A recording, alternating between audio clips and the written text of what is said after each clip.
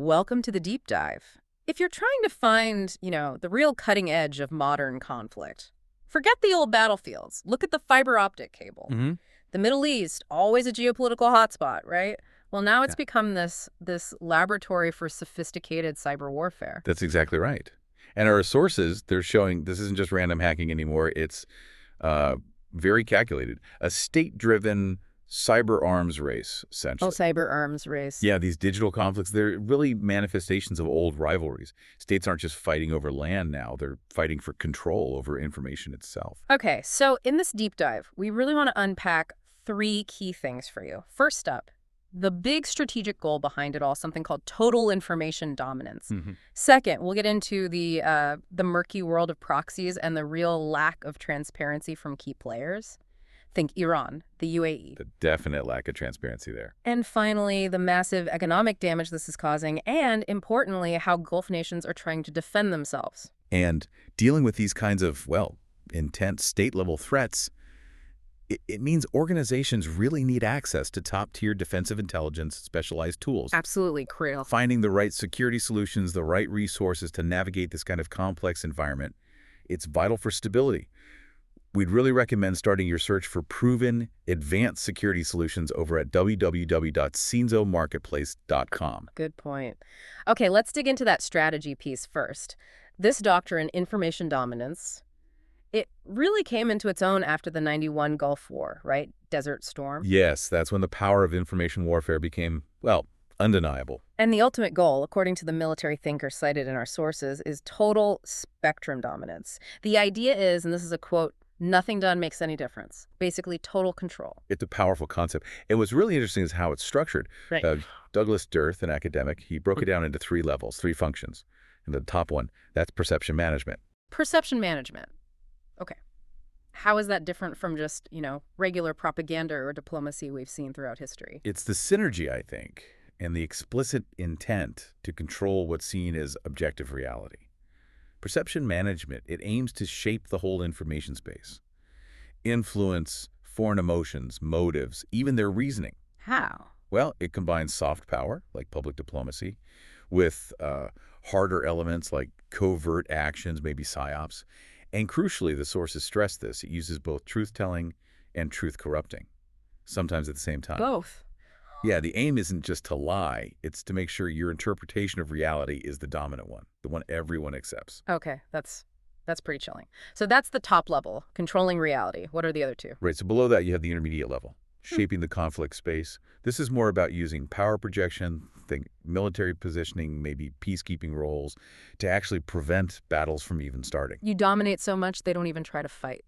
Exactly, preemptive concession. And then the lowest level is the tactical level, shaping the battle space. Yeah. More traditional, using firepower, physical force to gain ground or advantage. Non-physical stuff is secondary there. And we have a prime example of perception management in action, don't we? The 2017 Qatar crisis. Oh, absolutely. A textbook case, according to the sources. The sources strongly suggest the UAE orchestrated a hack on Qatari government websites, planted these inflammatory, totally false quotes attributed to Qatar's emir. That's right. Fabricated reports claiming he'd praised Iran, praised Hamas, things designed to provoke an immediate reaction. And provoke it did. Using those fake comments as the trigger, Saudi Arabia, the UAE, Bahrain, Egypt, they launched this huge diplomatic boycott, trade blockades. And that single cyber operation, a pure act of strategic perception management, it caused enormous, long-lasting real-world disruption, economic damage too. Yeah, it really highlights the chaos that can be sown by actors operating in the shadows using these doctrines. Which leads us nicely to the next point, this issue of transparency, or rather the lack of it. Exactly, the transparency paradox. We know these capabilities exist, but the states using them often won't admit it. Right. And transparency is, well, it's fundamental for stability, you'd think.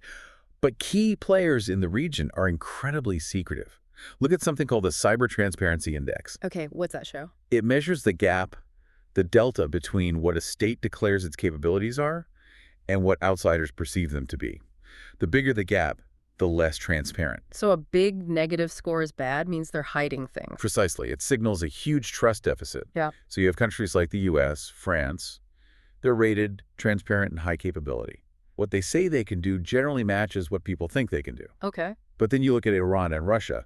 They're classified as very untransparent, a Delta score of -5. That suggests outsiders think they're 5 points more capable than they publicly admit. Wow. And the UAE. Also untransparent, with a -3.5 Delta. Hmm. They don't officially talk about their offensive cyber programs, but, operations like that 2017 Qatar hack, Hmm. attributed to them by U.S. intelligence. So they maintain plausible deniability. And the main way they do that, according to the sources, is through proxies, cyber proxies, and private contractors. Exactly. The sources point heavily towards the UAE's alleged use of private firms like dark matter. Dark matter, I've heard that name. Yeah, it's widely thought to function, or have functioned, almost like the UAE's version of the NSA, but operating behind this private company facade. Okay. Reports suggest they hired a lot of former U.S. and Western intelligence people, ran sophisticated interception and targeting operations, gave the state huge power, but at arm's length. And using a private-ish entity like that, it's a playbook we've seen elsewhere, right? Oh, absolutely. Yeah. Russia, for instance, uses groups like the Internet Research Agency for its influence ops, gives them deniability. The sources suggest the UAE might be duplicating parts of that model. And when these proxies go to work running influence campaigns, that's the tactical execution of perception management we talked about earlier. Correct. And they often use tactics first honed, it seems, in Russian information warfare. Tactics then reportedly used against Qatar. There's the infamous 4D approach. 4Ds, remind me. Dismiss, distort, distract, and dismay. Okay, dismiss, distort, distract, dismay. How does that actually look online? What were the bots doing during the Qatar crisis, for example? Well, the attack is characterized by being huge. Hmm. Lots of volume, multi-channel, it's rapid, repetitive, and critically, it's not tied to objective reality. It mixes truth and lies constantly to just confuse everyone. Right. During the Qatar crisis, you saw automated bot campaigns just amplifying propaganda nonstop, using things like hashtag poisoning. They push hashtags like hashtag Qatar funds terrorism until it was trending globally. So they overwhelmed the conversation. Exactly. They drowned out other narratives, ensuring their damaging version of reality became the dominant one. Goal achieved for perception management? Okay, let's shift from the sort of shadowy geopolitical stuff to the very real, very practical damage this causes. We need to talk about the impact on businesses, on critical infrastructure. For anyone operating in the Gulf, the financial risks here are just huge. They are staggering. I mean, the numbers are quite alarming. The average cost of a single data breach in the Middle East, it hits $129.9 million. 29.9 million Saudi reals. What's that in U.S. dollars? About 8 million USD per breach, and that's the highest it's been in a decade. Annually, regional cybercrime losses are estimated over $12 billion. $12 billion. This isn't just espionage anymore. It's economic warfare, affecting the full bottom line. economic warfare, absolutely. And the targets are strategic, very strategic. Aimed at undermining stability, national security. Precisely. The government sector is consistently the most targeted industry across the GCC. And unsurprisingly, given its global importance, the energy and oil and gas sector is a huge focus. Specific installations like Gowar, Safanyan, Baigat, these are named as key targets. And these aren't simple attacks. We've got a very recent example from the sources, right, showing just how advanced these threats are now. Yes. The Iranian state-sponsored group APT-34, also known as Earth Simnavaz. APT-34. What did they do recently? They were observed targeting government bodies, critical infrastructure, again in the UAE and the wider Gulf. And the method was, well, highly sophisticated. How so? They exploited a critical vulnerability deep inside the Microsoft Windows kernel, specifically CVE 2024-38088. This gives them really deep, privileged access. Kernel-level exploit. That's serious. Very serious. And once they were in, they deploy a brand new backdoor, something called Steelhook, custom built just for stealing data. Wow. This kind of sophistication, exploiting 0 days or critical kernel flaws. It just shows you can't rely on basic defenses. Simple firewalls won't cut it.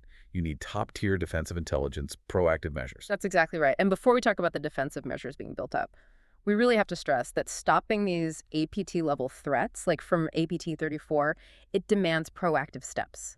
Things like threat intelligence feeds, continuous monitoring, proper security operations center services, MDR. These aren't things you solve with off-the-shelf software. Not at all. So if your organization is facing these kinds of intense defense needs, trying to match state-level capabilities, you need a place to find curated top-tier security providers. Hmm. That's where resources like www.CISOmarketplace.com become really essential. Absolutely. But look, despite this really high threat level, the Gulf nations aren't just sitting back. This pressure cooker environment, it's actually fueled a pretty dramatic defensive buildup across the region, tied into their big digital transformation goals, too. Okay, so what are they actually doing? Can you give us some examples of the frameworks they're putting in place, standardizing defenses? Sure. The UAE, for example, they've got their information assurance regulation, and under that they have the Essential Cybersecurity Controls, the ECC, for sort of baseline security. ECC. And importantly, they also have specific OT cybersecurity controls, the OTCC, that focuses squarely on the unique risks in industrial control systems, operational technology. Big focus there. Makes sense given the targets. What about other countries? Oman. Oman's moved fast, too. They passed a personal data protection law, Yeah. PDPL, just last year in 2023. Similar goals to GDPR, Right. Data privacy. And they also mandate compliance with their own basic security controls, BSC.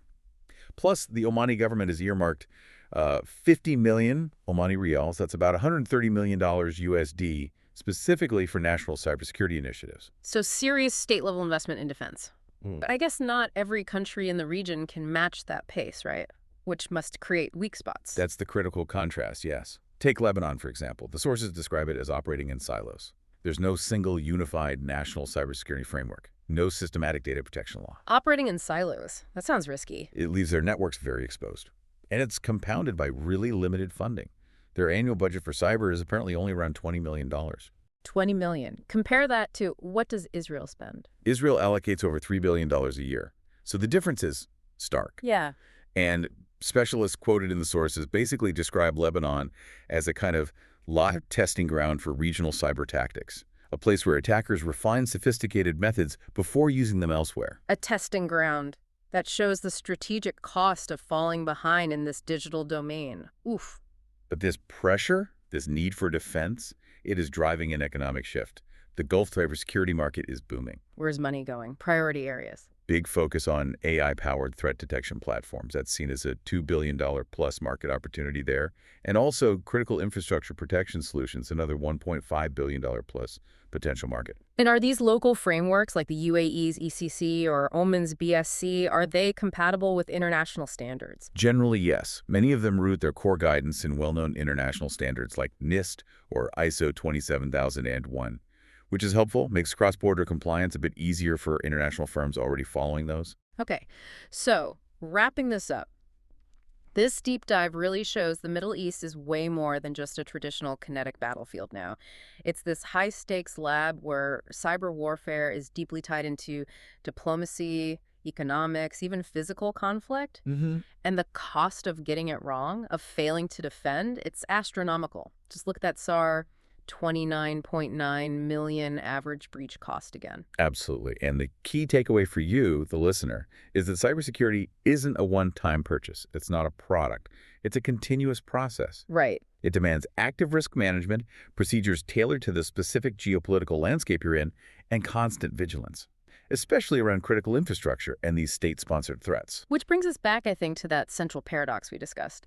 The cyber arms race. You have massive defensive investments, sophisticated frameworks being built across the Gulf. Yeah, huge effort. Yet key players like Iran, Russia, the UAE, they remain fundamentally untransparent about their offensive cyber power. Still operating in the dark. So it raises a really big question, doesn't it? Yeah. In a world where cyber conflict is just escalating day by day, can you ever achieve genuine regional stability when some of the most capable actors refuse to show their hand, when they operate completely in secret? That is definitely a provocative thought to leave things on. And just a final reminder, for any organization looking for that advanced threat intelligence, needing security posture assessments to counter these complex state threats, do check out www.CISOmarketplace.com.